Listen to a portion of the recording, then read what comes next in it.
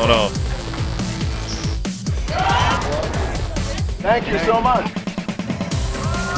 Feel like $1 million. Shout out TMZ, you up? Let me check out that rig. TMZ stands for the Mayweather Zone. How'd you find me, bro? I got my disguise on. I love my TMZ family. Welcome to TMZ Sports. Mike Babcock here. Kayla Harrison is the toast of the MMA world. She absolutely dominated Juliana Pena at UFC 316, becoming the women's bantamweight champion. No big deal. Add that to the PFL title. Add that to the 2 gold medals. And I think you've got somebody who is, at least arguably, has got the greatest resume in women's combat sports history, period. And Kayla is with us right now. Kayla, congratulations. Still riding high. How's it feel? It still feels very surreal. Like in just the fact that it's something I've wanted for so long. And yeah, realizing a dream is, yeah, it feels crazy. And at the same time, like this morning we were like I had to I'm doing in the middle of doing laundry and I got to get the kids to their sewing camp. I asked my son this morning. Even when you're UFC champion, you got to do all that stuff? Yeah. Well, I'm mom. So I'm mom. I was like, hey, Emery, did you know that mom had a fight? And he's like, chomping on his bagel or whatever. And he was like, oh yeah, I think Kyla told me about that. And I was like, okay, do you know if I won or not? And he was oh yeah, Kyla said you won, right? And I was like, yeah. And he was like, yeah. That's so funny. And then he went back to playing with his Lego. Right, playing video games. He's like, I do not ground you real quick. Kayla, was the fight, the actual fight, forget the weight cut and everything that you went through it, and I know the training, was the fight actually easier than you thought? Because you made it look easy. I mean, everyone is tough until you beat them. Yeah. But I was, when you kind of something feels too good to be true. Yeah. That is kind of how I felt, in the sense of I know how tough Juliana is. I know this girl beat Amanda. Yeah. I expected 25 hard minutes. I really mentally prepared for that. It just felt too good to be true. So even in the first round, I felt like I had opportunities to unleash, but I kind of told myself listen, 25 minutes is a long time. Let's pace ourselves. Let's be smart. What if she comes out guns blazing and what if there's something missing here? What if she, in the second round, the first round's a feeling out process. And then in the second round, I kind of lost track of time where we were in the fight. And then I heard the clappers and I was like, you said, I want to get her out of here right now. What? I mean, I just knew that back even for the third. Yeah. I mean, I just knew that I knew that I was good. After the second round, I knew 25 minutes, not going to be an issue. Right. So let's go for it. They made it sound like you were a second away from breaking her arm. Was it that precarious a situation for Juliana? Maybe. I'm not, maybe. Yeah. I try not to get put in those positions. So right. I'm not an expert on what it feels like, but I think is a good plan. The weight cut, you obviously said I don't even think that I could have done it. There was a higher power that guided me to get to that weight. I don't even want to make you think about going through it again, but I mean, how do you keep going through that, Kayla? Or do you fight? I mean, is there for Amanda? Is there talk of fighting at 140? Is there something like that could possibly be done, or do you want to fight at 135? That's all up to Ali and Dana, and I signed a contract to fight at 135 pounds. So I understand that responsibility falls on me. I'm a woman of my word. Having said that, I would 1,000% be open to 145 pounds. I would welcome that. But yeah, I think it's just trust and surrender, and you got to have faith, because it might make people uncomfortable, but there is just no way in hell that I can do it by myself. I am not mentally strong enough. My mind wanted to quit. And my body was pretty close, I think, too, to so that was all God. That was all God. The fight with Amanda, have you decided or started to think about a time frame? I mean, we're talking about 6 months, a year. I mean, she obviously has not fought in some time. So you said you want to give her time to get back and be the full strength Amanda Nunes. So when do you think you do this, Kayla? I mean, I'll be ready whenever, when opportunity knocks, you got to be ready. I'm taking this week off. Yep. I'm relaxing with the kids. We're having beach days and dessert for breakfast and doing all that kind of fun stuff. But I'll be back in the gym next week. I actually can't wait to be back in the gym. I have no injuries. I feel good. I think Amanda has to get back into the drug testing pool, and then I want her to be the lioness. I want to face the best Amanda Nunes ever. So the ball's in her court. I know you've said you need to beat her to be considered the greatest. I think, obviously you've got the greatest resume. I mean, that's I don't think that's really debatable. What do you feel like this fight is for? Hey, this person is undoubtedly the greatest female, at least when it comes to female MMA fighters, period, ever. Yeah. I mean, I don't think I need to fight her to be the greatest. I think that my legacy will live on no matter what. I'm happy with my career. Question. I have an immense peace about everything that I've accomplished. You could never fight again right now in your history. 100%. I feel very good about everything I've done, but I want to. Yeah. I want to. And it's not, I mean, I think she is a badass, dangerous woman. And I love that challenge. I love that. I want to get in there and see if I am who I say I am, that's it. And we put this in one of our stories the other day. Like the first time you and I spoke, it was, I think, October 2016. And you said that I'm not going to do this unless I'm going to become champion. And promise kept. Promise kept. Promise kept.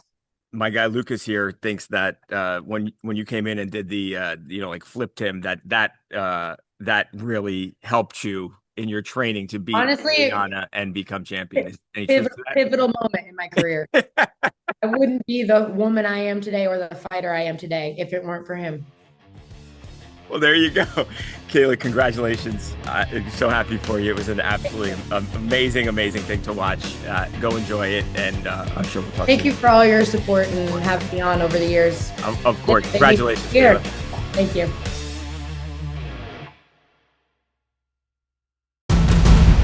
Up next, from Aaron Rodgers to Josh Allen getting married, to some fresh faces in new places. Lots of storylines at NFL minicamps, but which is the biggest? We'll explore when TMZ Sports returns right after this.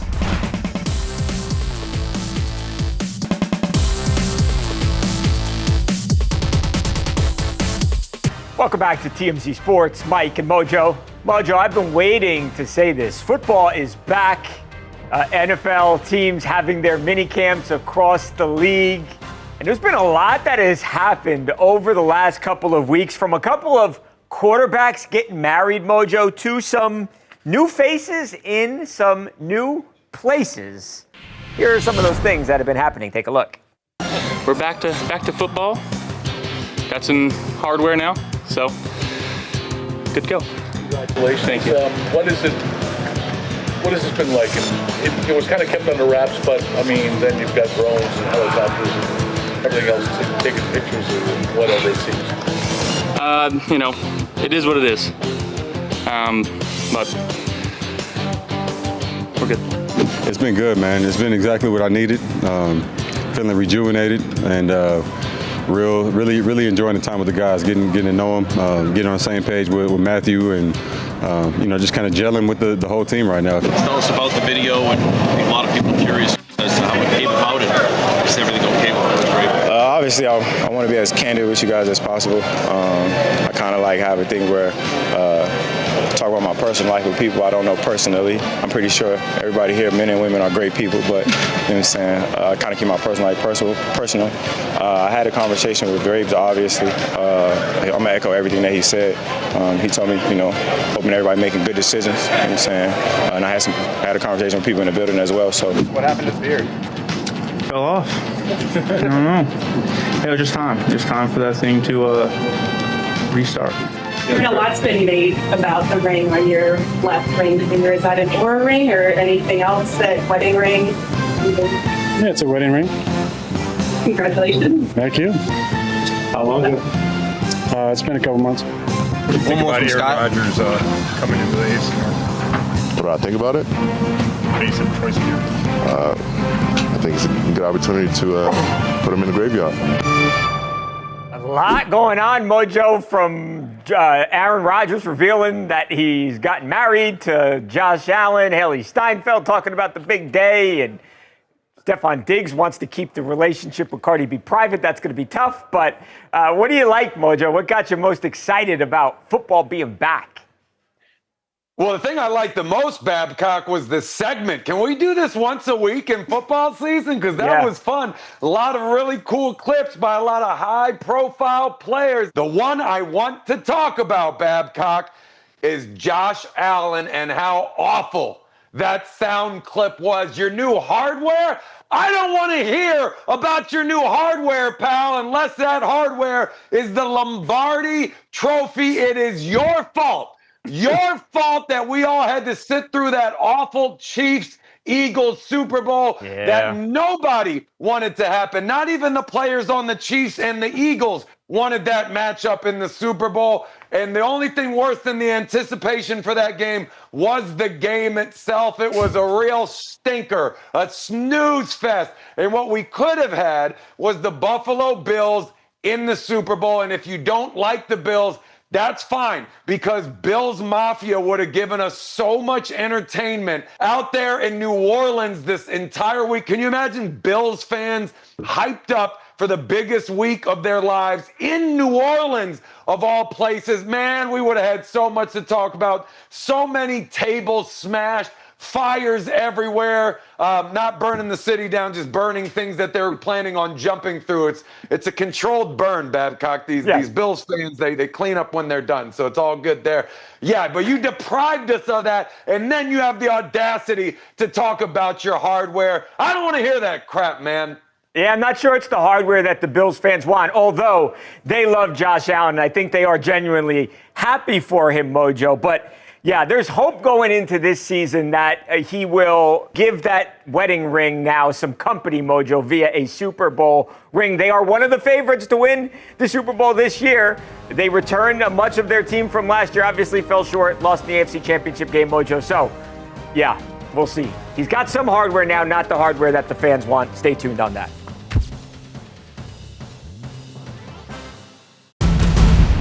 DeMarcus Cousins suspended for the remainder of the season after that melee with fans in Puerto Rico. Question is, did the punishment fit the crime? We'll discuss when TMZ Sports comes back right after this.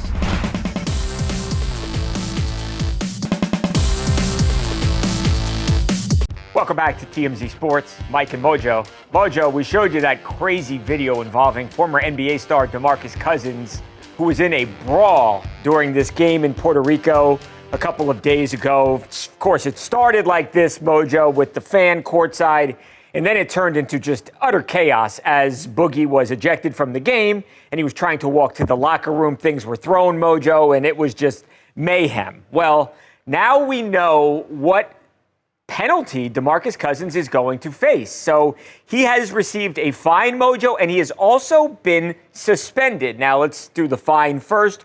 Boogie Cousins, who has made something like $100 million in contract money playing basketball, forget endorsements that he's had. He has been fined, Mojo, a whopping amount of $4,250. So no big sweat there. Obviously, that's like, money that Boogie would find in the couch cushions. That fine now could actually elevate to a total of $10,000 still. We're not talking about a lot of money for DeMarcus Cousins. But he has also again been suspended, Mojo. Now the league, it only runs through the rest of this month, so the season is almost over. Of course, it's already the beginning of June. The season ends in June. But he has been suspended for the rest of the year, so he will not be out there with his teammates in Puerto Rico anymore. And now it obviously remains to be seen whether or not he ever suits up for this team, for this league again, Mojo. So $4,000 and change fine done for the season. And it appears that Boogie Cousins is done playing basketball in Puerto Rico. Well, assuming he saved any of his money that he's made over his career, which isn't actually always the case, Babcock. Yeah. Some of these guys spend more money than they make, even when they're on those massive multi-million-dollar deals. Can't imagine he's making that much money over there. So, of course, that is going to be why the fine is much smaller, maybe proportionately smaller than what he would have been fined compared to what he made in the NBA. So the fine, whatever, we'll put that aside for now. As far as the suspension, I mean, granted, it's way more glaring than it seems. He's out for the rest of the season, but the season's almost done. But anything more than even a one-game suspension, it seems like a lot to me. Yes, there was physical contact with a fan, but nobody got hurt. I mean, it's no different than if he was going for a to save the ball and tripped and fell or dove into the crowd to make a save or something like that. That would have been way more impact than a little bit of hand shoving. I don't know. For me, Babcock, that seems very aggressive. I could have seen this being a situation where he wasn't suspended at all. I would think he would have gotten a little bit of sympathy for all those people throwing full drinks in his face later on. Like maybe they would have taken it a little bit easier on this guy, but doesn't seem to think so. My conclusion, this is a league that probably doesn't have a lot of money, probably doesn't have as many insurances in place to where if this fan wanted to cause a stink, it could cause way more of an impact. So they got to move a little bit more swiftly. Yeah, Mojo, I think ultimately the suspension and the fine, the penalty as a whole, I think it's more for the first incident with the fan and what happened there with the gestures, that right there, which we obviously have to blur. You can figure out what happened by where the blur is. I think the exit is wholly on the fans and throwing things at him. I completely understand Boogie just losing it over that. I really do hope this team and this league looks at those videos and tries to determine who was throwing things. And I think those people should never be allowed back at one of these leagues' games. There is no place for throwing things at players. It cannot be allowed. So I get it. Hey, Boogie, you want him to be done for the rest of the year. You want to make sure nothing escalates on the court where there's still tensions. Again, I don't think any of these people who threw anything should ever be allowed back at one of these games. So let's hope that they do that, at least from the way I see things. Is Joey Chestnut returning to the Nathan's July 4th hot dog eating contest after a year away? Some news that will make competitive eating fans very hungry. Coming your way next on TMZ Sports. On the TMZ Celebrity Tour, we've seen huge stars like Kevin Hart, Ben Affleck, The Rock, and Jamie Foxx. Buses depart daily from the Hard Rock Cafe in Hollywood, so head to TMZTour.com and book your tickets for the TMZ Celebrity Tour.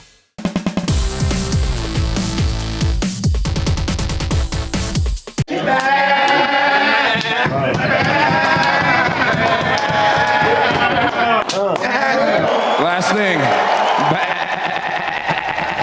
Welcome back to TMZ Sports, Mike and Mojo. Mojo, you know what time it is. When you see John Jones, when you see LeBron James, you hear those GOAT noises, it's time for GOAT talk. Mojo, I think, there's always a debate who's the greatest, and maybe you think it's LeBron, maybe it's Michael Jordan, maybe you think that John Jones is the GOAT, maybe you think it's Habib or somebody. I don't think there's any debate for this guy, Joey Chestnut. He is undoubtedly the greatest competitive eater of all time.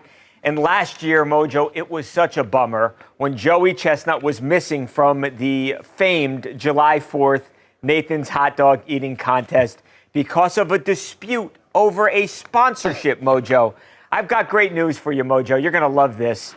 It's not a done deal yet, but Joey Chestnut and Major League Eating are in discussions right now to try and get Joey back for the contest this July 4th, Mojo. It's about 3 weeks away.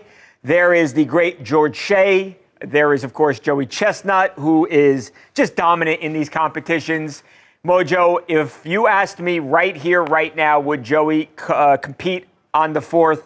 I would say absolutely yes. Barring something unforeseen, barring a complete derailing of the negotiations, all signs point to the fact that Jaws will be on that stage on Coney Island on July 4th, Mojo, and I can't wait. It's not the contest without Joey Chestnut, and he's going to be there, Mojo, again, barring something completely unforeseen that happens. Thank God. I mean, did the contest even happen last year, I mean, Babcock? basically it didn't not. even register on my radar. Mojo, the guy who won the darn thing says, hey, asterisk, because Joey wasn't there, and he won the contest. Yeah, he went home feeling sad that night. It was a nothing victory to him. I mean, probably threw his trophy or his title away in the trash You mean can. his mustard belt, Mojo. Get it right. Yes. the old mustard belt was disposed of immediately because it means nothing. But the guy is back, the GOAT of all GOATs, the greatest athlete this world has ever seen. Forget Jordan, John Jones, Tom Brady.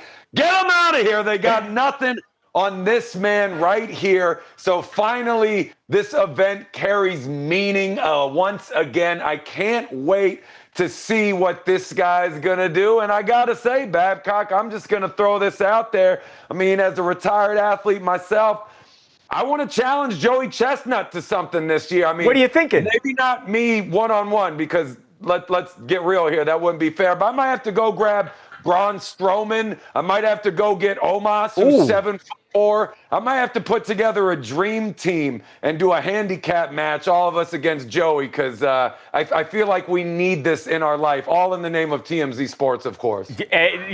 You're a big dude, Mojo. Almost is like 9 foot 17 inches tall, and Braun Strowman. So I like that. I love you guys. I think I still got to go with Joey Chestnut. He's just that dominant, Mojo. But you count me in as watching that if you can make that happen, and we obviously will do our part to help. So let's make that happen. Let's hope that this negotiation continues on the path that it's on and everybody can make this deal, because let's be honest, the contest is better with Joey, and Joey wants to compete on the absolute highest of stages, and that is the July 4th contest. All right, Mojo, we are out of time. We will follow this. We'll see what happens here. Until then, we got a lot to talk about tomorrow, Mojo. It's going to be a great show. Actually, Babcock, it'll be the best show since today. I'm a lawyer.